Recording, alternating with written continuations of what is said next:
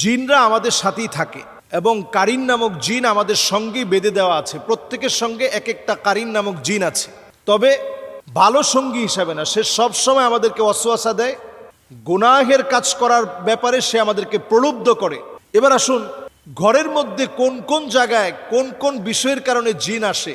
যেমন ধরুন, আমাদের ঘরের মধ্যে আমরা অনেক সময় জুনজুনি রাখি এবং পর্দাগুলোর ভিতরে এখন স্টাইলিস্ট যে পর্দাগুলো রয়েছে, ওই পর্দাগুলোর ভিতরে আপনি দেখবেন যে জুনজুনি বাজতে থাকে। এগুলো আমরা এখন প্রত্যেকের ঘরে এখন ফ্যাশনেবল এই পর্দাগুলো ব্যবহার করি এবং সেখানে জুনজুনি বাজতে থাকে। নবী সাল্লাল্লাহু আলাইহি সাল্লাম আমাদেরকে সতর্ক করেছেন, লা তাদখুলুল মালাইকা বাইতুন ফিহি জুলজুল। এই যে জুনজুনি অথবা নূপুরের যে আওয়াজ, ছোট ছোট বাচ্চারা নূপুর পরে, পায়ের মধ্যে নূপুরের ঝুনঝুন ঝুনঝুন করে আওয়াজ হয়, এটার কারণে জিনের আকৃষ্ট হয়। আপনি চিন্তাও করতে পারবেন না, খুবই সিম্পল সাধারণ বিষয়।